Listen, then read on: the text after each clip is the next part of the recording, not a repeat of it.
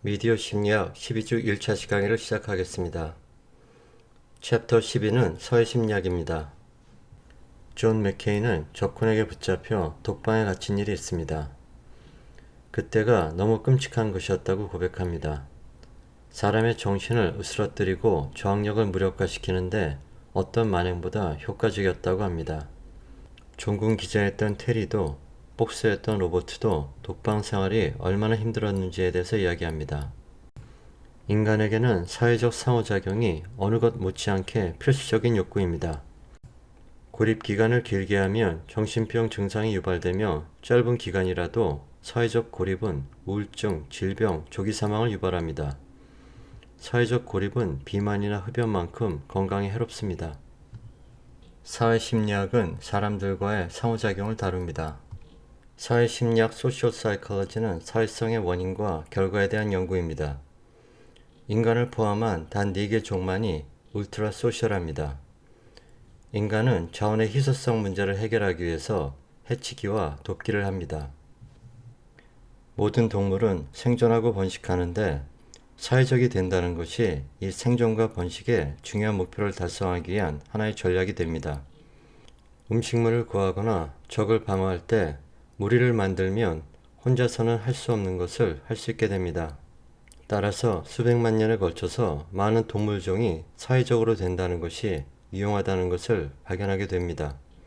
동물은 생존하기 위해서 음식, 물, 집과 같은 자원을 필요로 합니다. 이러한 자원은 희소한 것이 될 수밖에 없는데 그 이유는 자원이 희소하지 않으면 희소할 때까지 동물의 개체수가 계속 증가할 것이기 때문입니다. 동물은 이 희소 자원의 문제를 서로 공격적으로 해치거나 서로 협력해서 돕는 방식으로 해결합니다. 공격과 협동이라는 서로 다른 행동이 사실은 동일한 문제에 대한 두 가지의 해결책입니다. 공격, 어그레션은 다른 사람을 해할 목적으로 하는 행동입니다. 공격은 자신이 원하는 자원을 취하기 위해 사용됩니다. 욕구 불만 공격 가설은 동물이 자신의 목표 추구가 방해받을 때에만 공격 행동을 한다는 가설입니다. 인간이 하는 공격의 일부는 또한 불편한 심기에 따르는 반응입니다. 공격의 가장 좋은 예측 요인은 성별입니다. 사회화와 테스토스테론이 원인일 수 있습니다. 남성이 공격을 할 때는 지위, 주도성에 의해서 위협을 느끼기 때문일 수 있습니다. 여성의 공격은 심리적 공격일 가능성이 높습니다. 지위보다는 자원의 획득이나 방어가 목적일 가능성이 높습니다. 공격은 지역에 따라 차이를 보입니다. 남부가 북부에 대해서 더 공격성이 높습니다. 문화도 공격적인 행동에 영향을 줍니다. 더운 날씨와 짜증도 상관관계가 있습니다. 프로야구 투수는 던지는 데 명수이기 때문에 야구공으로 타자를 맞췄다면 10중 8구는 실수가 아닙니다.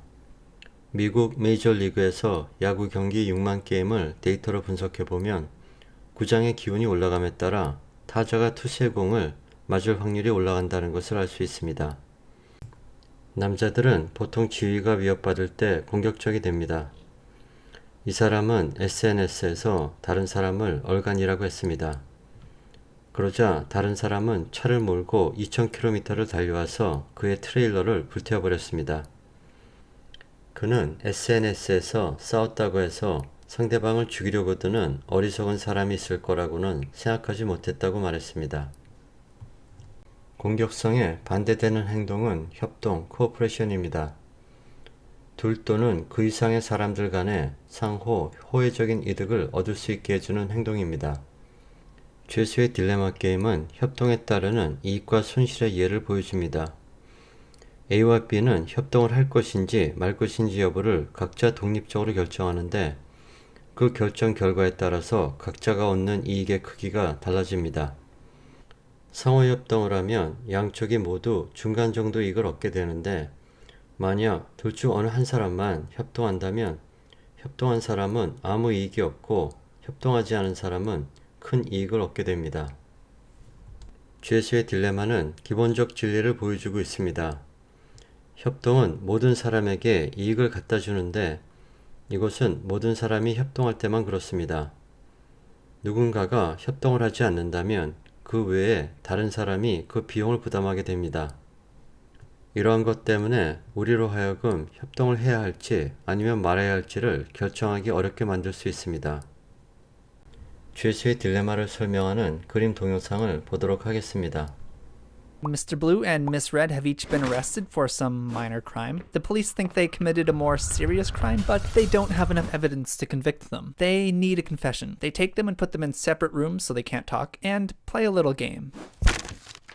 To try to force a confession, the police give them each a choice. Admit your partner committed the crime and you will go free. We'll pardon you for the minor crime, but your partner will have to spend 3 years in prison. If you stay silent and your partner lets us know that you were the one who really did it, then you're gonna have to go away for 3 years. They know that the police don't have any evidence, and if they both stay silent, then they will only go to prison 1 year each for the minor crime. If they both betray each other, then they'll both go to prison for 2 years each. Okay, each partner can do one of two things: stay silent or betray. Staying silent would be cooperating, and betraying would be defecting. If they both stay silent, then they each spend a year in prison. If one betrays and the other stays silent, then the betrayer goes free and the silent spends 3 years in prison. If they both betray, then it's 2 years each. So what are they going to do? Well, they should cooperate. That's the best option for the group, if we add the total number of years in prison. But let's take it from Red's perspective. If she thinks Blue is going to stay silent, then she should betray so she can go free. Going free is better than spending a year in prison. If she thinks he's going to betray her, then she should definitely betray. 2 years in jail is better than 3 and being made a fool of. Blue is in the exact same situation and will think the exact same thing. He should betray if she stays silent, and he should betray if she betrays. They should have both cooperated, but from an individual standpoint, they noticed they could always gain by defecting, if they have no control over what the other person's gonna do. So they'll both defect to try to better their own situation, but come away not only hurting the group, but themselves. Individually, they're worse off than if they both cooperated. This situation is pretty made up, but it has some real-world analogs. A common example is with marketing. Let's say 2 cigarette companies, Red Strikes and Smooth Blue, are deciding how much money they should spend on advertising. Since the product they each make is identical to one another, advertising has a huge impact on sales. For simplicity, let's say their choices are to advertise a bunch or not advertise at all. And there's just 100 people in the society and they all smoke. If both don't advertise, then just by random chance picking cigarette boxes, 50 people buy Red Strikes and 50 people buy Smooth Blue. At $2 a pack, they each make $100. Let's say advertising costs $30. If one person advertises and the other does not, then 80 people will buy the cigarettes from the ads and 20 people buy the other ones. The advertiser makes $160 minus $30 for ads and comes away with $130. The non-advertiser didn't spend any money but only made $40. If they both advertise, again, half will buy Red Strikes and half will buy Smooth Blue. But since they both spent $30 on advertising, they only come away with $70 each. Same deal, both people cooperating and not advertising is the most preferable situation, but both companies can see that advertising will always make them more money. But unlike the prisoners in jail, these companies can talk and try to influence each other. From here, Blue would be better off if Red didn't advertise. Red wouldn't go for that because that would be worse for them. Blue could try to convince Red that they would both not advertise, the only other situation where they're both better off. But without any real obligation to each other, there's nothing that's stopping them from trying to advertise to gain more of the market anyway. If you think your opponent's gonna not advertise, then you're better off advertising. Although we're still making assumptions to make this situation work too. With this model, we're assuming they only play once. The game changes when the players have a chance to build a relationship and work together to get more gains over time, or punish each other by not cooperating. Also, to make the model work, we have to make up rules for the players. Assume they're basically computer programs with predictable actions. These guys are creepier than they were in my head. They were supposed to be cute. For the Prisoner's Dilemma and other similar models, we're assuming they are rational agents. A rational agent is a hypothetical person that will always pick the option that they predict will work out best for them. They're not really thinking about the gains of someone else. Seems selfish, but it is something that real people generally do too. People always want what's best for themselves, and we don't like to be made a fool of. But if you put real people in the Prisoner's Dilemma, people don't always defect like the model predicts. In one study, 40 people playing Prisoner's Dilemma games through a computer without ever meeting or talking, only playing each opponent once, these are one-off games, using a payoff matrix that looks like this, cooperated an average of 22% of the time. These people never cooperated, these people always cooperated, these guys cooperated on half of their games and everyone else is in between. This is a lot of cooperation coming from a model that predicts no cooperation cooperation. The largest group did act like rational agents, but most people tried to cooperate at least once. It's because, well, there's more to real people. We are social creatures, and even in one-off scenarios with no guarantees or obligations and no chance to build a relationship, we're still thinking about how the group might decide. We're actually thinking from the perspective of the group and making an optimistic decision. Cooperating an average of 20% of the time might not seem very optimistic, but remember, this is with absolutely no communication or obligations. Anyways, that's not really the point. Using rational agents is still useful. The model is just trying to point out the dilemma of certain situations where people are actually hurting themselves when counterintuitively they're only thinking about themselves. 미국 심리학회에서 추천하는 협동의 기원에 대한 동영상입니다. 먼저 원숭이들이 어떻게 협동하는지에 대한 동영상을 보도록 하고 그 다음에는 인간 아이들이 어떻게 협동을 하는지에 대해서 보도록 하겠습니다. Here's a task where chimpanzees need to pull in this board together. If one of them just pulls the rope, it comes through the hooks and it doesn't work. So they need to pull simultaneously for it to work together.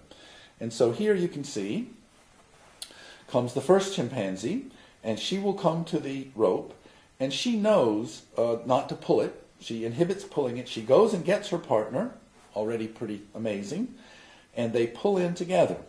But notice that they each have their own food. Each of them has food on their end of the board, so they don't have the problem of dividing up the spoils of their collaboration.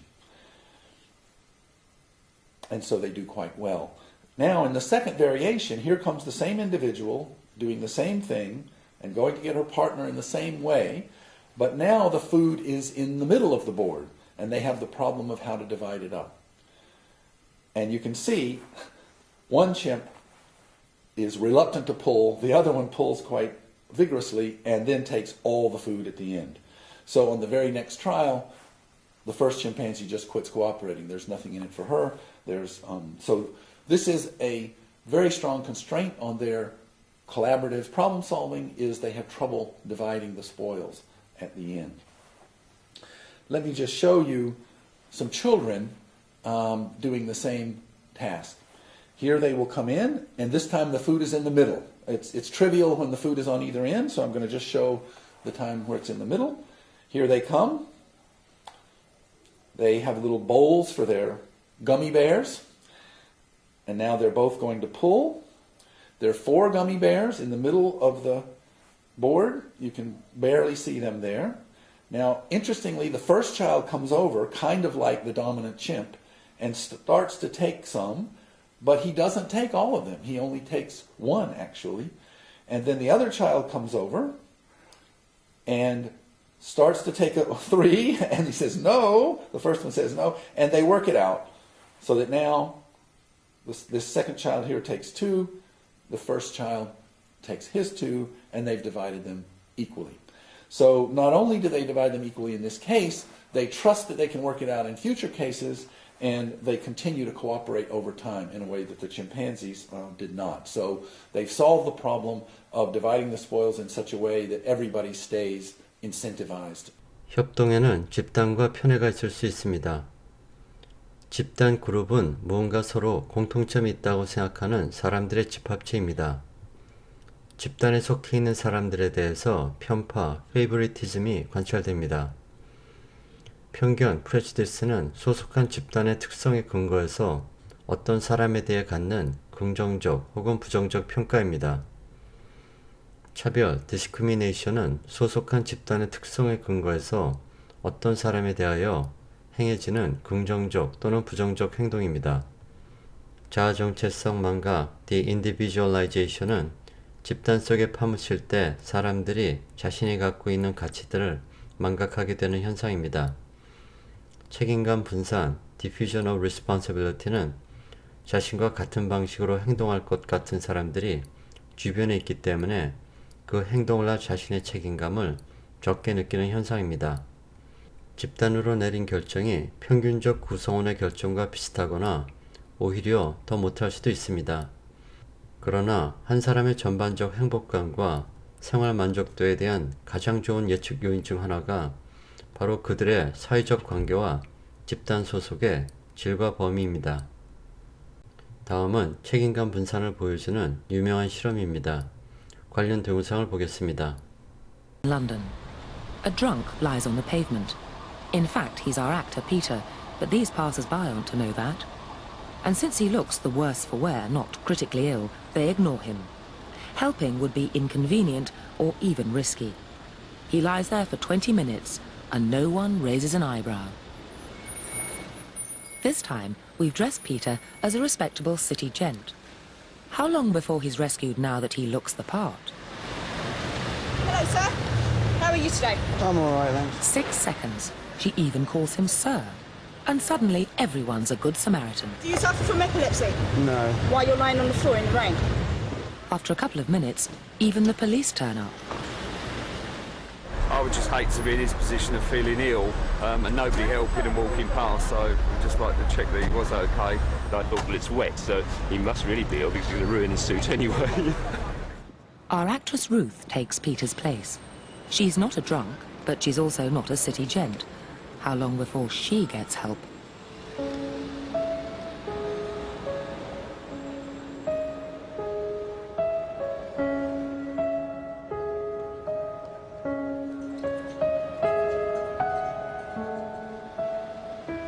Four minutes have passed, and 34 people have passed.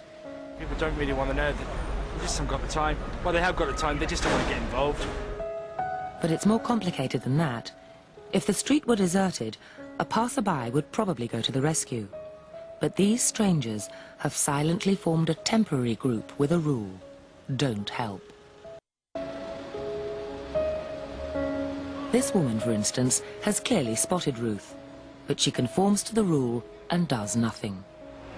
You all right? You all right? Watch what happens, though, when someone else helps. You all right? You sure? She suddenly finds herself in a different group with a new rule: to help. She don't look well, does she? You all right? Yeah. You sure? First I thought she was dead. Then I sort of checked to see if she was breathing or not. And I looked around and I couldn't believe that no one had noticed her because there was a bloke sat there just absorbed in reading a newspaper. Peter's now having the same problem. This time, we've swapped his suit for casual clothes. He's not drunk, and we've asked him to act like he's in pain. Help! Help! Help me! Please, somebody! Help me! Help me, somebody! Please help me! Help me! Help me! Help me! Please, somebody help me! Please, somebody help me!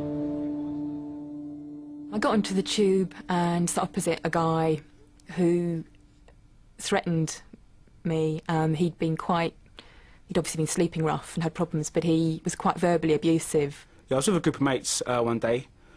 We've seen two fellas arguing. We've literally turned the corner, discussed a few things, came back, and that was it, they were fighting. I'd got up to walk away from him, he'd followed me, and he sat beside me for 6 or 7 stops, actually threatened to stab me. We've had a little discussion between each other if we should stop it or not. We decided not to, so we was on our way.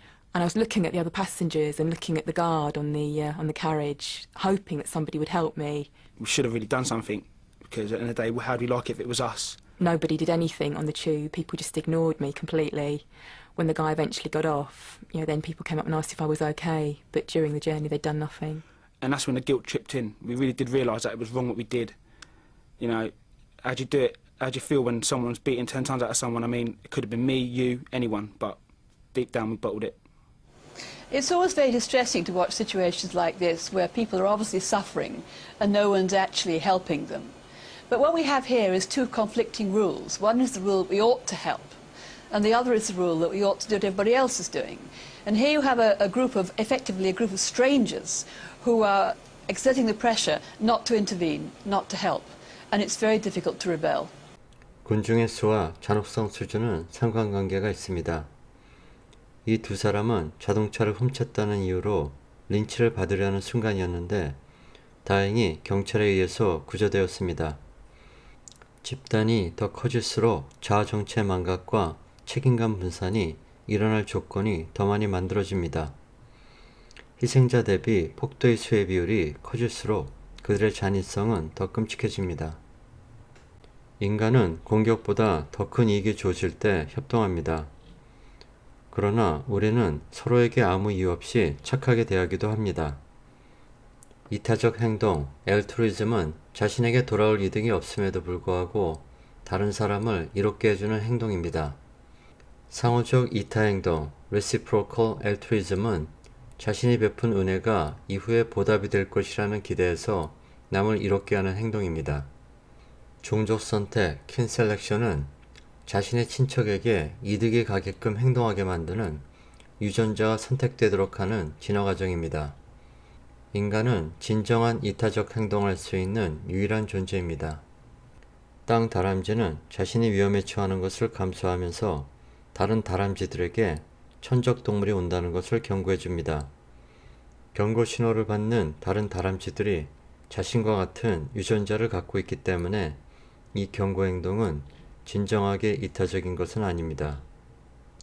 모든 동물은 생존하고 또 번식해야 되는데 사회적 행동은 생존에 유용할 뿐 아니라 번식에서도 절대적으로 필수적 조건입니다. 심리학자들은 인간이 매력을 갖게 만드는 요인을 세 가지로 분류하고 있습니다. 상황적 요인은 물리적 근접성이 호감을 일으킵니다. 신체적 요인으로 신체적 아름다움은 가장 큰 매력 요인입니다. 선호하는 아름다움은 문화에 따라서 달라질 수 있습니다. 대칭적 얼굴과 평균적으로 생긴 얼굴을 갖는 것은 흔한 매력 요인입니다.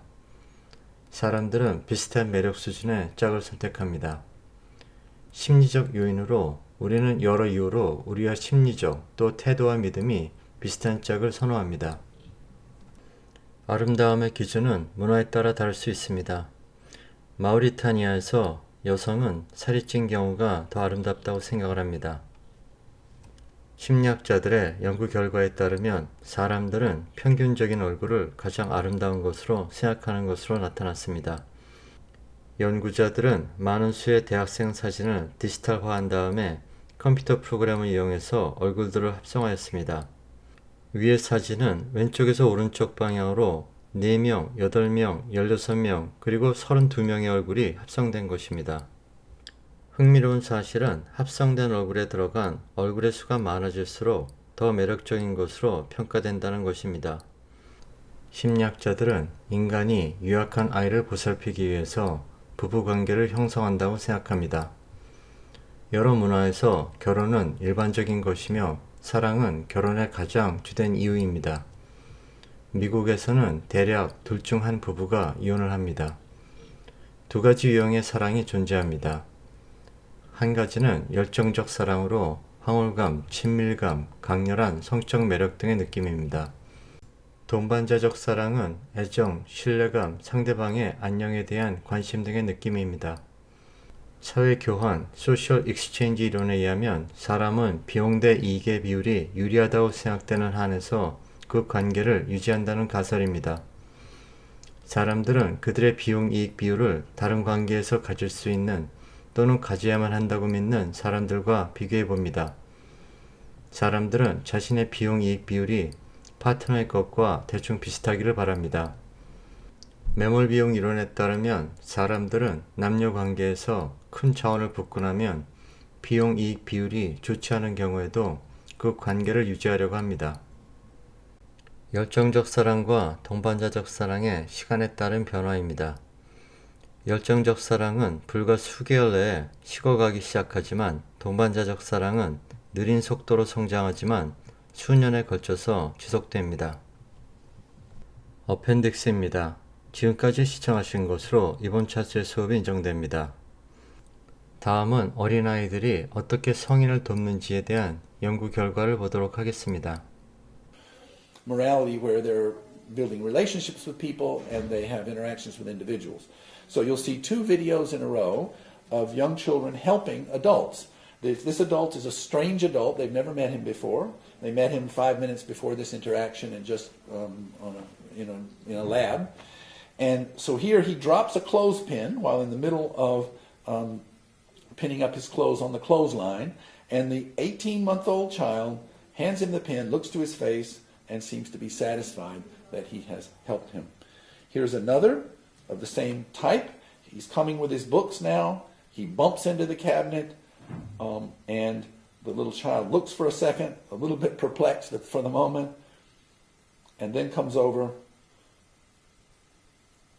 and opens the cabinet. Now watch him look to the face. This is important because he's not just opening the cabinet to see what's in there. He looks up to the face. See?